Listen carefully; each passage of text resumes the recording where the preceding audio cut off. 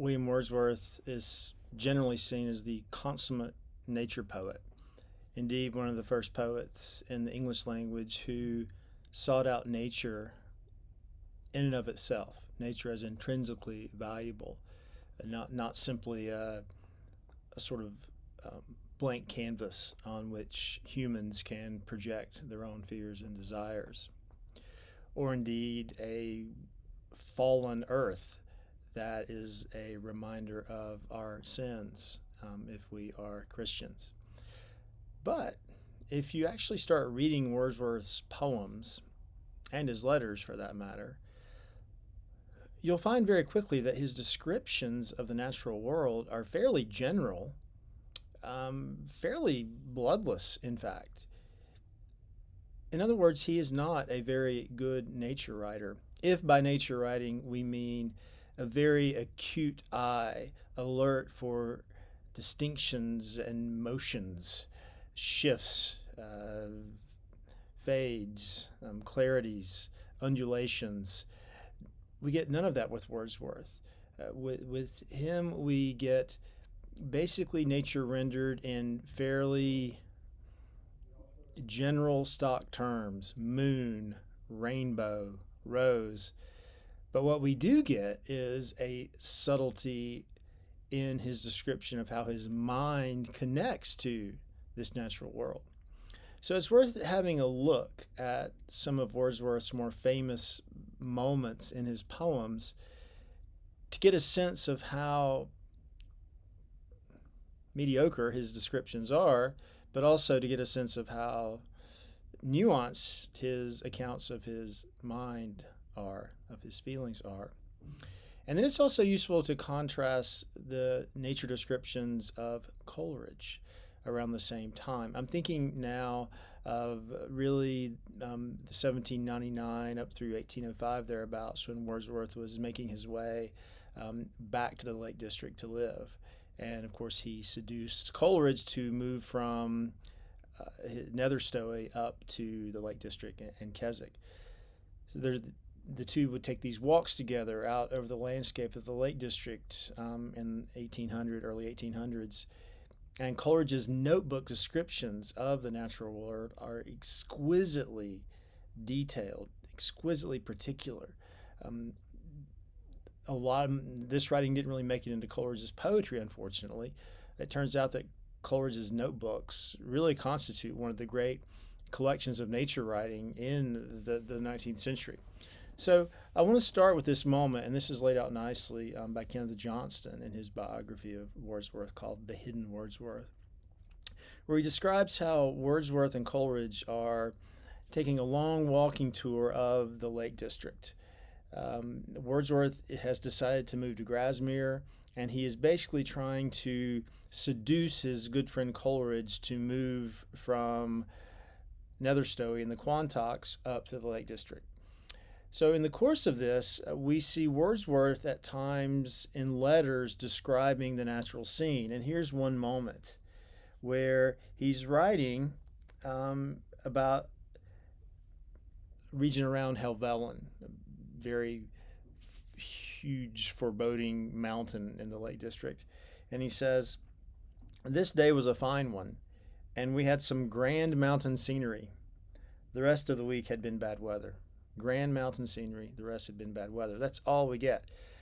Whereas Coleridge, in his notebook, from the top of Helvellyn, has this to say: "On the top of Helvellyn, first the lake of Grasmere like a sullen tarn, then the black ridge of mountain, then as upborne among the other mountains the luminous Coniston Lake, and far away in the distance, and far to the lake the gloomy shadow, Wiandomere with its island, pass on, the tarn, a view of the gloomy Ulswater and mountains behind, one black, one blue, and the last one done. Grisdale Halls, Galdriel Crag, Tarn Crag, that smoother eminence on the right is called Fairfield." So it's like he has this handheld camera, and he's just mesmerized by the differences that he sees, in particular the colors, and as they unfold in his view from the top of this mountain. And notice too, he's paying very close attention to different places and different names. There's a teeming particularity about this particular passage. Now, when Wordsworth is writing his most famous nature poetry in the Lake District, he certainly uses more particular language than grand mountain scenery, but he's not really interested again in these particularities of the natural world.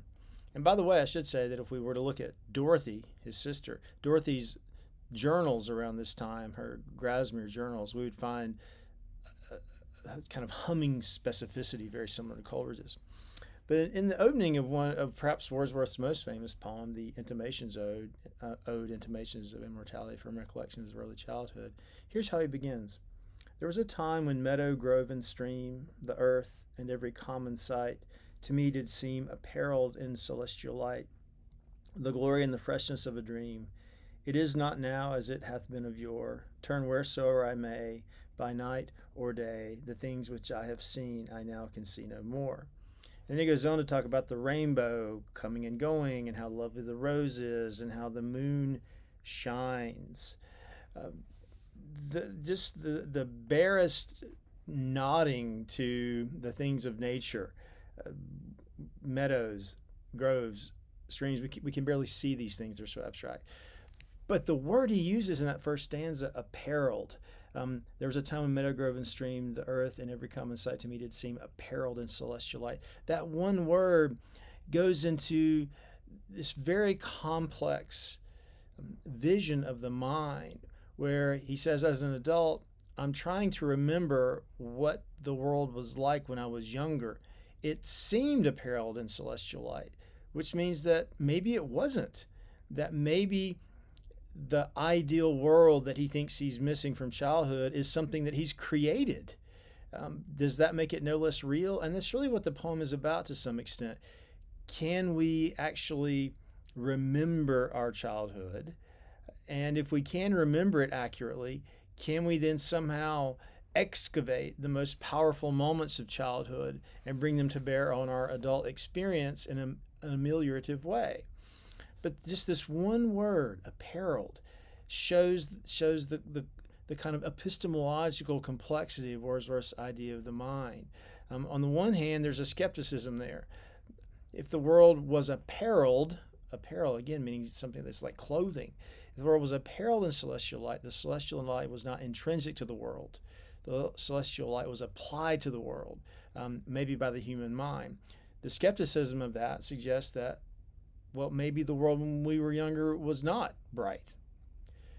But also, in addition to the skepticism, is what I'm going to call a kind of therapeutic pragmatism, that even if as children we did apparel the world in celestial light, even if the world is not really celestial, it doesn't matter in some ways, because if we think it was, we can still use that thought as a powerful tool to lift us up when we feel down through a kind of therapeutic memory, remembering moments from childhood that were intense that we can recall vividly as adults that again can brighten our lives. So this is classic Wordsworth. General description of nature, kind of uninteresting description of nature, but then strikingly penetrating explorations of how the mind interacts with nature. Now, just to go back again to Coleridge, moving around the Lake District with Wordsworth,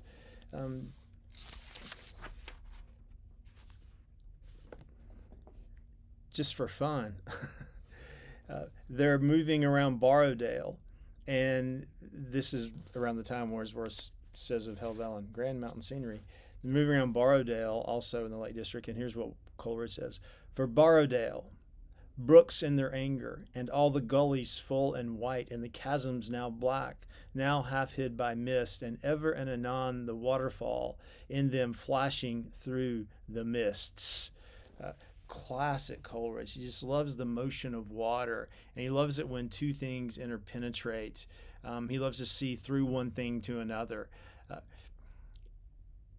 The tragedy here is that Coleridge, as I said, rarely translated this exquisitely alert nature writing to his actual poetry. It was right at this time in his career that Wordsworth was becoming ascendant and really gaining confidence and authority in his poetry, even to the point where he could seduce Coleridge up north away from the Quantocks.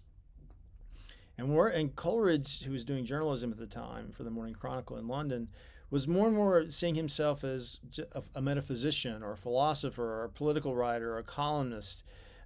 He was losing his confidence as a poet. And one manifestation of this is that when Wordsworth put out the second edition of Lyrical Ballads in 1800, he wanted to take away Rhyme of the Ancient Mariner because Wordsworth thought it hurt the collection. And Coleridge believed him. So right at this moment, it's a very delicate moment in the lives of these two poets. Wordsworth is rising to his power, and Coleridge, even though his imagination is exquisite and teeming and electric, he is doubting his prowess as a poet. And that's one reason that writing like this never got into his poetry. He simply didn't have the confidence in his imagination. And after 1800, Coleridge did write great poetry. Dejection and Ode, for instance, Limbo, for instance.